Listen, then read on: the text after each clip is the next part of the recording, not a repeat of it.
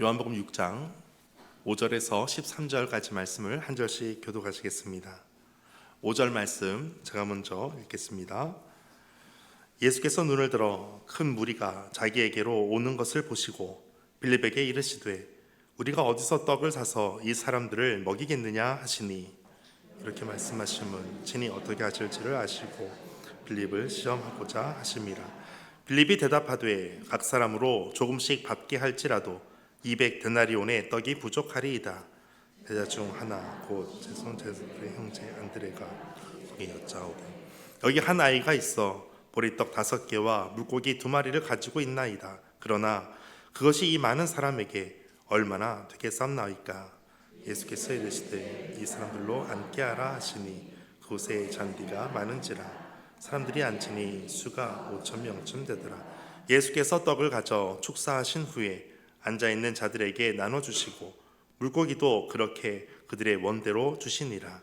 그들이 배부른 후에 예수께서 제자들에게 이르시되 남은 조각을 거두고 보내는 것이 없게 하라 하심으로. 함께 읽겠습니다.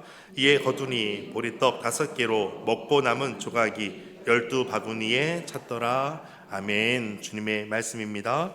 가슴에 손을 얹고 믿음으로 함께 선포하겠습니다. 하나님을 만나면 살아납니다. 예수님을 믿으면 행복합니다. 성령님이 임하면 가능합니다. 할렐루야. 아멘. 선포하신 대로 되실 줄 믿습니다. 오늘 말씀은 우리가 많이 듣고 또 잘 아는 말씀이기도 하고 잘 믿기 어려운 말씀이기도 합니다.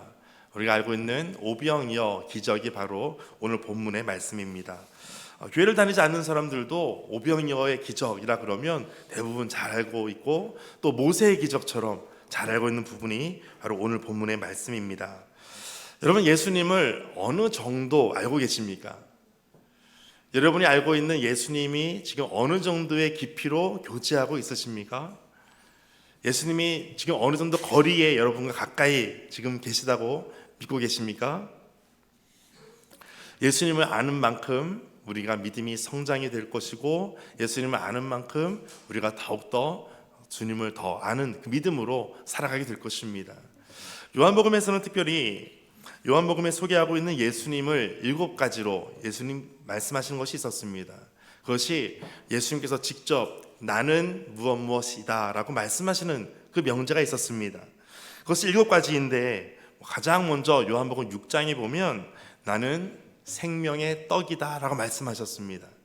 그래서 직접 나는 생명의 떡이다 라고 말씀하신 것이 가장 처음에 6장에 나옵니다. 두 번째는 요한복음 8장에서 나는 세상의 빛이다. 그러므로 나를 따르는 자는 어둠에 다니지 아니한다. 생명의 빛을 얻게 될 것이다 라고 말씀하십니다. 이것이 두 번째였습니다. 세 번째는 요한복음 10장에서 나는 양의 문이다 라고 말씀하십니다. 그 문을 통과해서 양들이 다 들어가는 것처럼 예수님을 통해서만 구원을 받을 수 있다라는 것을 말씀해 주셨습니다. 네 번째는 요한복음 10장 11절 14절에 보니까 나는 선한 목자다. 선한 목자의 특징이 있는데 선한 목자는 양들을 위해서 목숨을 버린다라고 말씀하십니다. 예수님께서 나는 선한 목자다라고 말씀하세요. 그리고 하시는 특징 중에 하나가 선한 목자는 내 양을 알고 양도 선한 목자인 예수님을 안다라고 말씀하고 계십니다. 이것이 네 번째 특징입니다. 다섯 번째 말씀은 요한복음 11장에 보니까 나는 부활이다 라고 말씀하십니다. 그리고 생명이니까 나를 믿는 자는 죽어도 살겠고 무릇 살아서 나를 믿는 자는 영원히 죽지 않는다 라고 말씀하십니다. 예수님께서 나는 부활이다 라고 말씀하십니다. 여섯 번째는 예수님께서 요한복음 14장에 보니까 나는 길이다 라고 말씀하십니다. 모든 사람들이 걸어가야 되는 그 생명의 길, 그분이 바로 나는 예수 그리스도, 나는 길이다 라고 말씀하는 부분입니다. 마지막으로는 요한복음 15장에 보니까 나는 참 포도나무다 라고 말씀하십니다. 그래서 가지가 줄기에 꼭 붙어 있어야 되는 것처럼, 그래야 열매를 맺을 수 있는 것처럼 이 참 포도나무가 바로 나다라고 말씀하십니다. 여러분, 이처럼 요한복음에 소개되는 예수님 7가지가 있었습니다. 생명의 떡, 세상의 빛, 양의 문, 선한 목자, 부활과 길과 참 포도나무가 된다라는 것을 예수님께서 말씀해 주셨습니다. 여러분, 이 7가지의 말씀을 이제는 다 들었는데 이제 다시 한번 질문해 보겠습니다. 여러분, 이 예수님에 대해서 그렇게 믿고 계십니까? 네, 교회에서 질문할 때 일단 아멘으로 좀 버티고 계시죠? 여러분, 정말 7가지의 예수님께서 나는 무엇이다라고 말씀하셨던 이것을 정말로 믿고 계십니까? 잘하셨습니다. 우리 신앙생활에 있어서 이 7가지를 기억하는 것만큼 중요한 것이 없습니다. 그래서 오늘 본문에 보니까 사람들은 예수님께로 점점 더 나아오는 사람들이 있었는데, 오늘 본문의 앞에 5장에 보면 예수님께로 나오지 않는 사람들도 있었습니다. 요한복음 5장 46, 47절에 보니까 모세를 믿었더라면 또 나를 믿었을 것이다. 그런데 너희들은 믿지 않았다라고 말씀하시는 거예요. 요한복음 5장 46절, 47절 말씀이었습니다.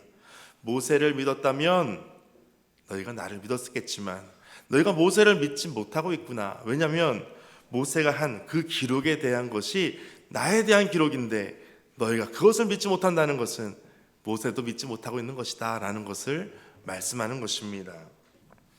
여러분, 오늘 예수님께서 말씀하실 때 우리가 더 가까이 나아가야 되는데 예수님을 거부하거나 예수님을 멀리하거나 예수님께 가고 싶지 않고 하는 그런 마음이 있다면 그런 마음을 다시 한번 새롭게 함으로 더 주님께 나아가게 되시기를 축복합니다.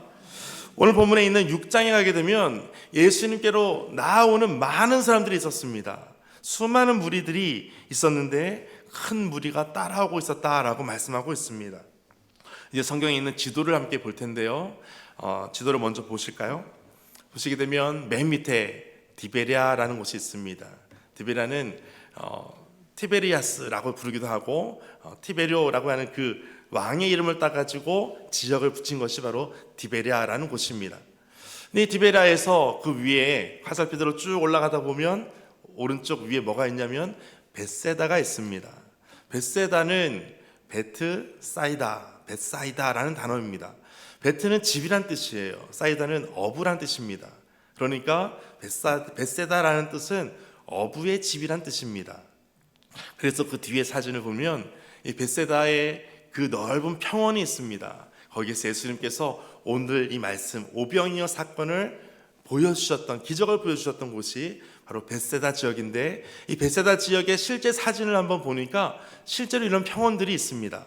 그러니까 수많은 사람들이 다 앉아서 모여서 있을 만큼의 잔디가 깔려 있고 넓은 평원이 있는 곳이 오늘날의 벳세다 지역입니다. 다음 사진을 보면 벳세다는 이제 갈릴리 맨 위에 오른쪽 위에 편에 북동쪽에 있는 곳에 위치해 있고요. 그래서 다음 사진을 보면 실제 어부의 집들이 있었던 그 터가 지금도 그렇게 자리 잡고 있습니다. 여기에 우리가 알고 있는, 이제 뒤에 설명하겠지만 아는 사람들의 집들이 나올 수도 있습니다. 다음 사진을 보시면 이제 없죠? 네. 집중해서 들으셔야 됩니다. 이처럼 벳세다라고 하는 어부의 집, 이 어부들이 많이 있었다는 것을 알 수 있죠. 6장 1절에 보니까 이렇게 말씀 시작합니다. 그 후에 예수께서 디베랴의 갈릴리 바다 건너편으로 가시매, 디베랴 아래쪽에서부터 오른쪽 북동쪽으로 지금 벳세다 지역으로 가셨다라는 것입니다. 그런데 그 후에라고 하는 것은 오늘 이 요한복음을 기록한 요한이 기록할 때 예수님의 이 갈릴리 사역이 이제는 끝난 것을 이렇게 짧게 표현합니다. 그래서 그 후에, 이 전에 앞에는 갈릴리에서의 모든 사역이 있었습니다. 그런데 이제 그 후에 갈릴리를 떠나서 그 북쪽으로 가서 이제는 짧게 갈릴리 사역을 정리하면서 새로운 일들이 있다는 것을 보여주고 있습니다. 많은 무리들이 따라옵니다. 큰 무리가 따라오고 있었습니다. 그런데 그 큰 무리 중에는 많은 사람들이 어떻게 표현되어 있냐면 병자들이 많이 따라갔다라고 되어 있습니다. 병인들이 행하는 그 표적을 보는 것 때문에, 그 표적을 보고 병인들이 많이 따라갔다. 환자들이 지금 많이 예수님을 따라다녔다는 것입니다. 그것을 누가복음 9장에 보니까 무리가 알고 따라왔거늘, 많은 무리들이 따라왔습니다. 근데 따라왔다라고 하는 그 단어를 보니까 아직 미완료 형태예요. 무슨 말이냐면 그들이 지금 따라왔는데 갑자기 따라온 것이 아니고 따라오는 중에 계속해서 따라오고 있었다라는 거예요. 쉬지 않고 계속해서 예수님을 따라서 움직이고 있었다라는 것입니다. 예수님이 움직이는 곳을 추적해서 계속해서 따라다니고 있는 그 많은 무리들이 있었다라는 것이죠. 그런데 그 사람들이 원하는 것은 맨 마지막에 보니까 병 고칠 자들은 고치시더라. 병을 고침받기 위해서 예수님을 따라다니는 사람들이 있었습니다. 그런데 그 가운데 예수님께서 하시는 말씀은 하나님 나라의 일을 이야기하시며, 병 고치는 것도 중요하지만 하나님 나라의 일을 지금 말씀하셨다. 이것이 또 중요합니다. 여러분, 우리가 교회 다닐 때 어떤 기적을 경험하기도 하고 또 기적을 바라는 경우도 있을 것입니다. 갑자기 하늘에서 뭔가 복이 뚝 떨어지는 것처럼 그런 것을 원하는 경우도 있을 것입니다. 그리고 교회 가면 뭔가 좀 잘 되지 않을까, 어떤 그 요행을 바라면서도 따라다닐 수도 있을 것입니다. 그런데 더 중요한 것은 하나님 나라의 일을 말씀하실 때 이것을 듣는 것입니다. 여러분, 하나님 나라에 대한 소망이 있게 되시기를 축복합니다. 사람들은 어떤 치유를 위해서 따라다녔지만 예수님은 하나님의 나라의 일을 말씀하기 시작하셨습니다. 그들이 이렇게 예수님을 따라다녔던 것을 봤을 때 디베리아에서 그 위에 북쪽 벳세다까지 쭉 해안을 따라서 올라가야 됩니다. 올라가는 그 길을 보니까 한 15km 정도 됩니다. 그 시간들은 계속해서 걸어서 벳세다 지역으로 가야 됩니다. 예수님을 따라오다 보니까 산골 지역인 또 바다가 바로 앞에 있는 그 벳세다 지역까지 따라오는 중에 예수님의 말씀을 듣는 중에 그들이 먹는 것도 다 잊어버릴 만큼 시간이 지금 많이 지났습니다. 오후 저녁 시간이 다 되었습니다. 여러분, 예수님은 한 끼의 식사도 우리에게 관심이 있다는 것을 말씀하고 있습니다. 한 끼 식사하는 것조차도 예수님은 우리에게 관심이 있다는 것을 보여주는 장면입니다. 그때는 시기적으로 6월절이었습니다. 그러니까 수많은 사람들이 예루살렘으로 지금 다 가고 몰려있는 중에 많은 사람들이 예수님께로 지금 몰려있는 그 상황을 같이 연상해 볼 수가 있습니다. 말씀을 듣다가 해가 저물어 갑니다. 여러분, 우리에게도 이런 일들이 있었으면 좋겠습니다. 예배하면서도 해가 지는 줄 모르고 예배하는 것, 말씀을 듣다가도 해가 지는 줄 모르고 예배하는 것. 여러분, 우리나라에만 있는 독특한 예배가 바로 새벽기도, 새벽 예배죠. 그래서 코리안 스타일로 하는 예배, 바로 새벽기도입니다. 통성기도도 마찬가지죠. 코리안 스타일로 기도합시다, 통성기도를 말하는 것입니다. 우리나라에 오래전에 평양대 부흥의 운동이 일어나고 많은 곳에 전국적으로 부흥운동이 일어나기 시작했습니다. 모든 우리나라 전체적으로 부흥운동이 일어나면서 그 집회가 너무 뜨거워서 저녁에 한 집회가 새벽까지 간 겁니다. 그래서 사람들이 그때부터 새벽 기도를 하기 시작했습니다. 물론 새벽 기도의 원조는 바로 예수님이셨습니다. 누가복음에 보면 예수님의 기도하시는 모습을 특히 더 많이 강조하고 있는데, 새벽 해가 뜨기 직전 그 무렵에 예수님께서 기도하셨다라는 말씀을 많이 소개하고 있습니다. 여러분, 그렇게 말씀을 듣다가도 날이 저물어질 때까지 먹는 것을 잊어버릴 정도로 그와 같은 예수님을 향한 열정이 있게 되시기를 축복합니다. 이처럼 그들이 많이 모였는데 모인 수를 보니까 오병이어 사건의 뒤에 보면 모여있는 사람 중에 남자들의 수만 5,000명이 되었습니다. 그러니까 여자들과 아이들과 다 포함하면 10,000명이 넘는 사람들이 모여 있습니다. 그 사람들이 많은 그 넓은 평원에 다 모여 있습니다. 잔디에 다 위에 있습니다. 그리고 시간이 가서 저녁이 되었습니다. 저녁 먹을 때가 되었는데 그들이 잠자는 것은 뭐 야영을 할 수도 있겠죠. 그런데 문제는 먹을 것이 문제입니다. 따라다니다 보니까 먹을 것이 지금 다 떨어졌고 먹을 것을 살 만한 곳이 아니었습니다. 지금도 그곳에 가더라도 10,000명이 숙소를 할 만한 곳도 없고 먹을 만한 데가 없습니다. 그런데 과거에 어떻게 했습니까? 10,000명 되는 사람들이 어떻게 먹을 수 있겠습니까? 예수님께서 이것을 해결해 주실 수밖에 없습니다. 여러분이 알고 있는 예수님이라면 이 모든 어려움들을 다 해결해 주실 줄로 여러분 믿으십니까? 예수님께서 어떻게 이것을 해결하시는지 한번 말씀을 통해서 보실까요? 이 오병이어 사건이 사복음서에 다 기록되어 있는데 마태복음 14장 16절에 보면 예수님께서 이렇게 해결하십니다. 같이 읽어보겠습니다. 시작.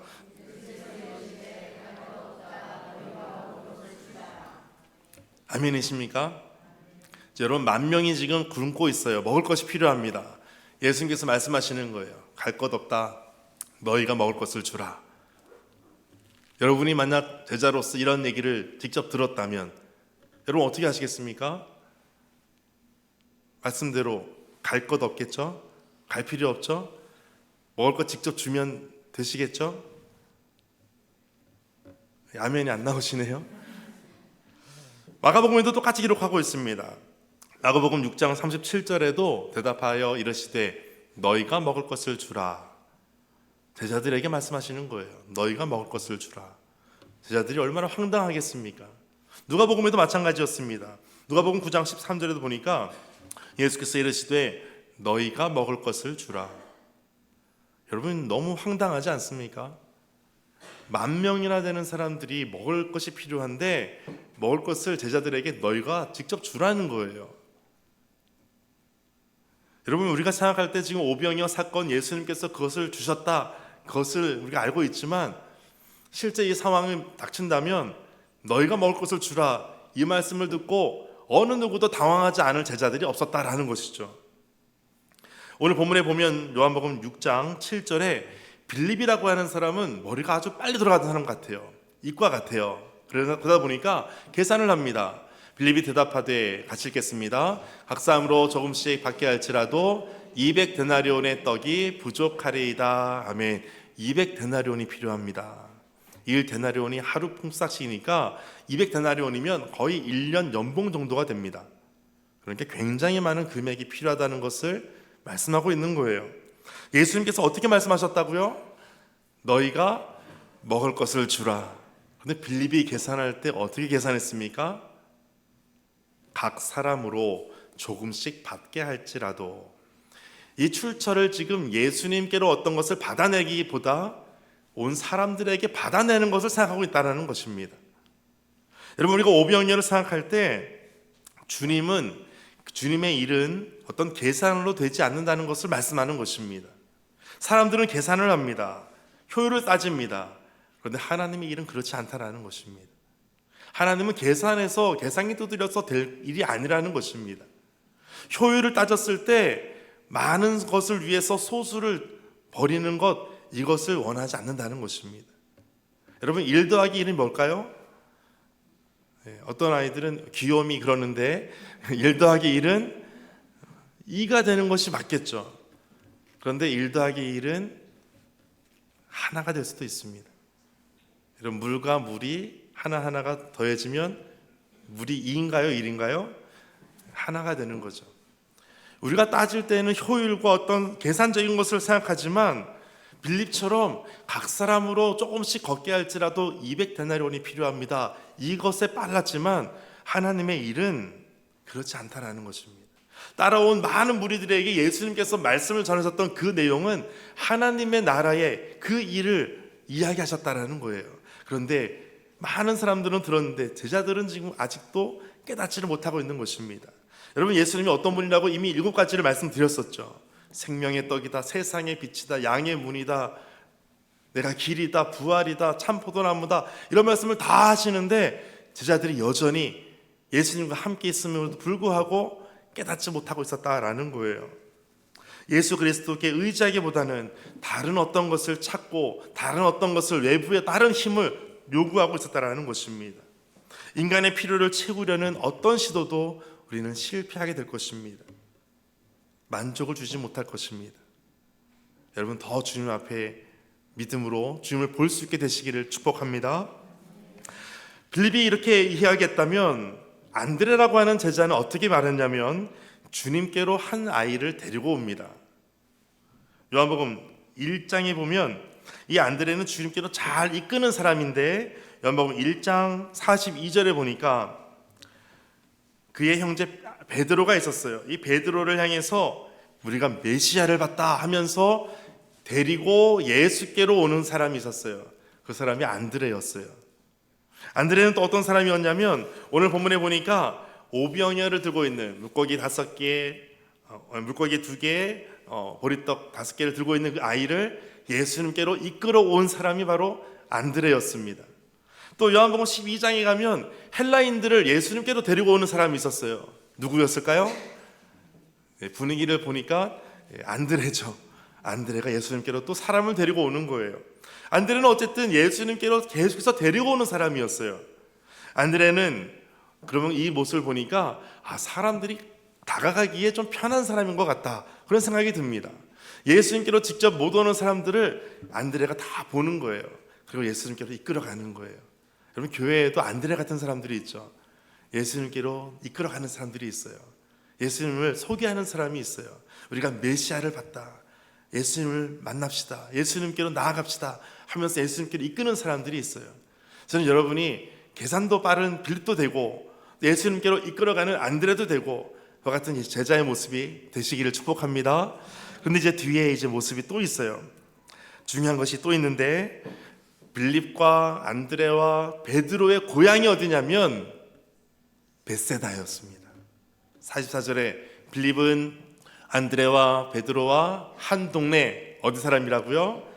벳세다 사람이었어요. 그러니까 빌립도 안드레도 벳세다 사람이니까 그 지역을 누구보다 잘 아는 사람이었어요.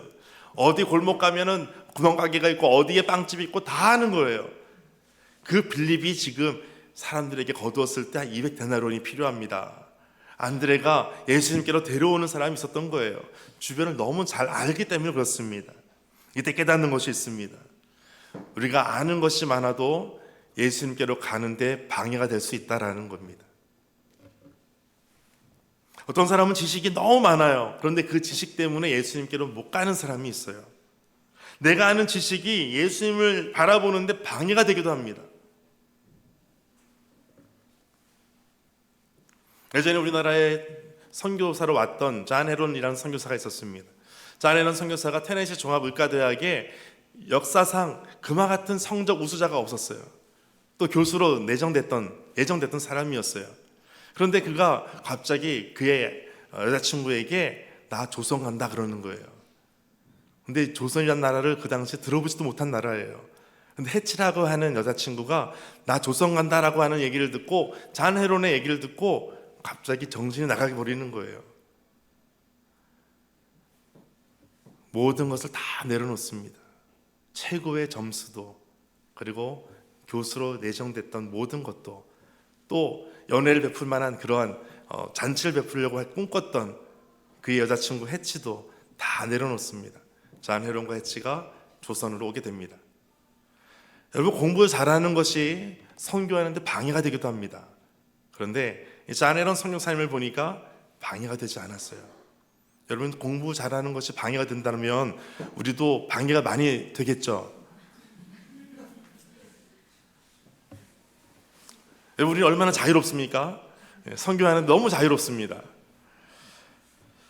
벳세다 사람이었던 빌립과 안드레, 베드로는 너무 잘 아는 지역 때문에 오히려 예수님을 의지하기보다 주변을 보기 시작했습니다. 우리가 과거의 코로나 시기에 예배하는 것이 얼마나 소중한지, 예배하는 것이 얼마나 감사한지를 경험했습니다. 그리고 지금은 이제 또 많이 또 시간이 지나서 많이 잊어버리고 있습니다. 여러분, 많은 사람들이 모였을 때 많은 사람들을 어떻게 먹일까, 이것을 고민하는 중에 현실을 파악하는 것은 필요하지만 현실만 바라보는 사람은 절망할 수밖에 없습니다. 부정적이게 되고 비관적이게 됩니다. 결국 하나님의 역사를 기대하지 않습니다. 여러분, 문제를 묵상하면 절망하게 됩니다.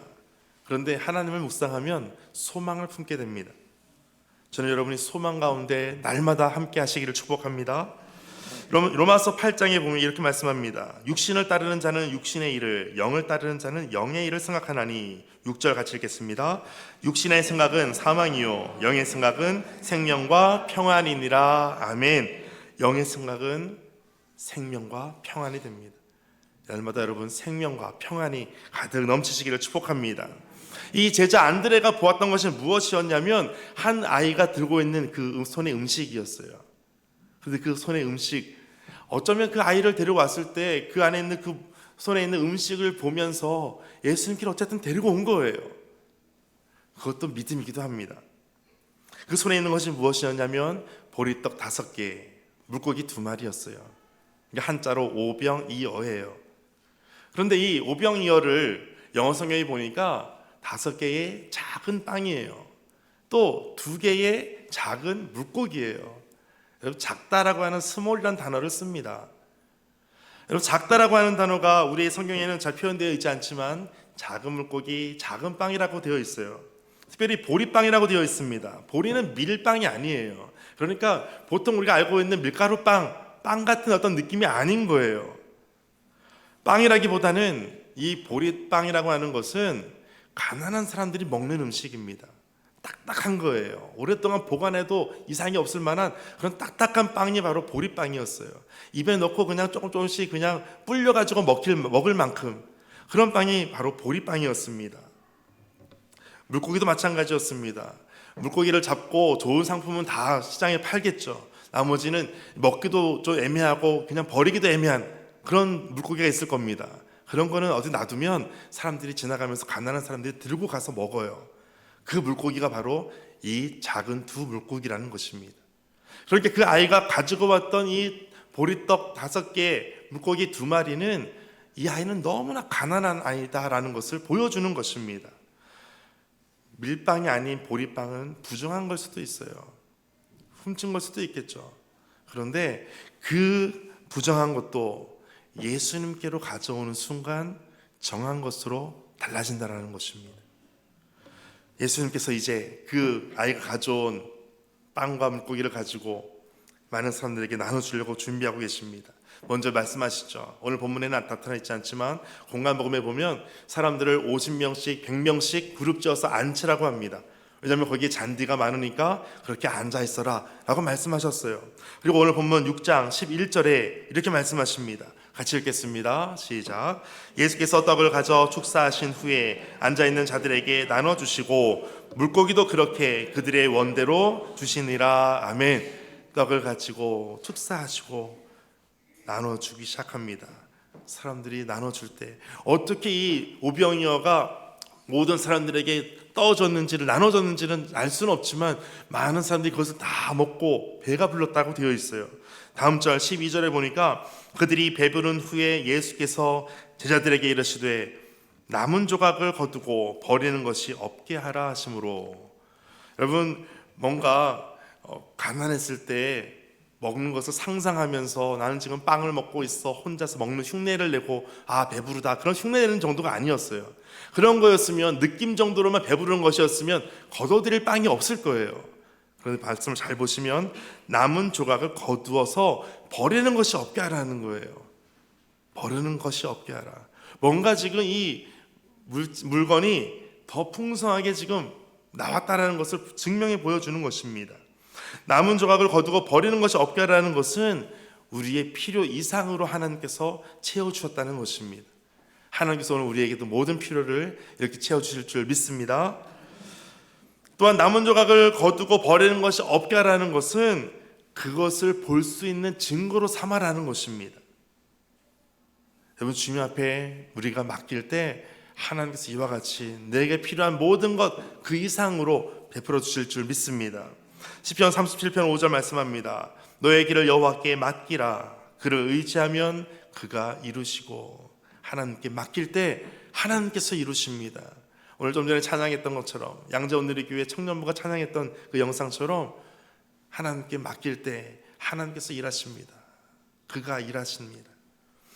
잠언 3장 5절에 너는 마음을 다하여 여호와를 신뢰하고 내 명철을 의지하지 말라. 내 명철을 의지하는 것이 아니라 여호와를 신뢰하는 거예요. 그때 하나님께서 일하시기 시작하실 것입니다. 말라기 3장 10절에도 말씀합니다. 만군의 여호와가 이르노라 너희의 온전한 11조를 창고에 들여라. 그리고 마지막 하늘 문을 열고 너희에게 복을 쌓을 곳이 없도록 붙지 아니하나 보라. 하나님께서 하시는 일들을 보라라는 것입니다. 오늘 본문의 마지막 6장 13절 말씀 같이 한 목소리로 읽겠습니다. 시작. 이에 거두니 보리떡 5개로 먹고 남은 조각이. 아멘이 되십니까? 12바구니에 찼더라. 이것을 보면서 12제자가 12바구니에 찬 것을 보게 됩니다. 12이라고 하는 수는 완전수입니다. 그러니까 완전히 배부르게 먹고 완전히 다 보게 되었다라는 것입니다. 이것을 우리는 오병이어 기적이라고 말합니다.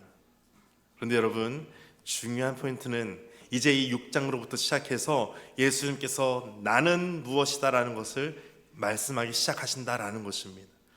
7가지를 말씀하실 때 나는 생명의 떡이다라는 말씀을 이 오병이어 기적을 통해서 이제 보여주시는 거예요. 그래서 우리 본문을 읽진 않았지만 그 뒤에 말씀을 보게 되면 6장 26, 27절에 보면 이 양식은 인자가 너희에게 주리니, 이 양식은 인자가 너희에게 주는 것이다. 6장 32절에 모세가 너희에게 하늘로부터 떡을 준 것이 아니고 내 아버지께서 너희에게 하늘로부터 참 떡을 주시나니, 33절 같이 읽겠습니다. 하나님의 떡은 하늘에서 내려 세상에 생명을 주는 것이니라. 아멘. 그 떡을 먹고 마시는 이스라엘 백성들을 봤던 것처럼 그 떡은 모세가 준 것이 아니라 하나님께서 주신 거야. 너희가 많은 사람들이 200데나리온의 떡이 필요할 만큼 많은 떡이 필요했지만 그것은 예수 그리스도께서 너희에게 주는 거야 라고 말씀하시기 위해서 보여주시는 기적이었습니다.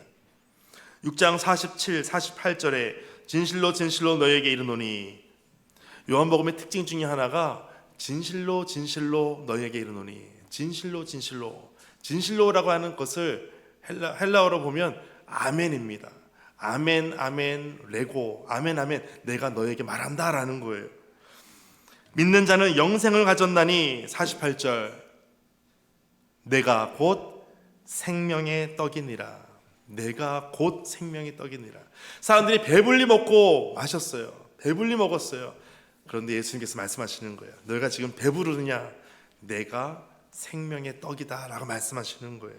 사람들은 기적을 쫓아다니고 또 병을 치유하기 위해서 예수님을 쫓아다녔어요. 근데 예수님께서 하시는 말씀은 내가 생명의 떡이다 라고 말씀하시는 거예요.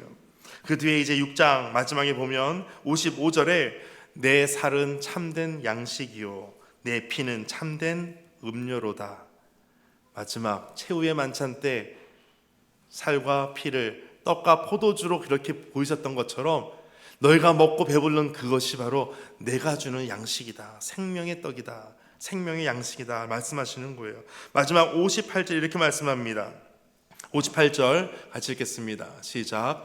이것은 하늘에서 내려온 떡이니 조상들이 먹고도 죽은 그것과 같지 아니하여 이 떡을 먹는 자는 영원히 살리라. 아멘. 이 떡을 먹는 자, 예수님의 몸, 예수님의 피를 먹고 마시는 자는 영원히 죽지 않는다라는 것을 보여주시는 사건이 바로 오병이어의 기적입니다. 나에게 필요한 것을 뭔가 다 채워주고 뻥튀기 되는 것처럼 그것을 의미하는 것만이 아니라 나에게 영원한 생명의 떡을 주시는 예수님을 보게 하는 사건이 바로 오병이어의 기적입니다. 여러분, 오늘 우리의 모든 삶 가운데 이와 같은 예수 그리스도 생명의 떡이신 주님을 더욱더 만나게 되시기를 주의 이름으로 축복합니다. 오늘 말씀 가지고 함께 기도하겠습니다. 오늘 빌립을 시험하고자 하심이라 라고 말씀합니다. 빌립은 어떻게 할지를 예수님께서는 친히 다 알고 계셨습니다.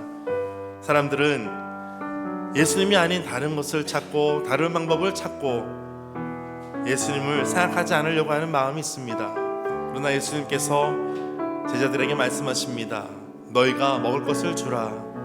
너희와 함께 있는 나 예수 그리스도로부터 주는 이 생명의 떡을 너희가 주게 될 것이다 라고 말씀하십니다. 실제로 제자들은 이 오병이어의 기적을 경험하고 많은 사람들에게 이 오병이어를 나눠주게 되었습니다. 오늘 기도합니다. 하나님, 우리의 삶에 더욱더 하나님을 바라보고 주님만 의지하는 믿음이 되게 하여 주옵소서.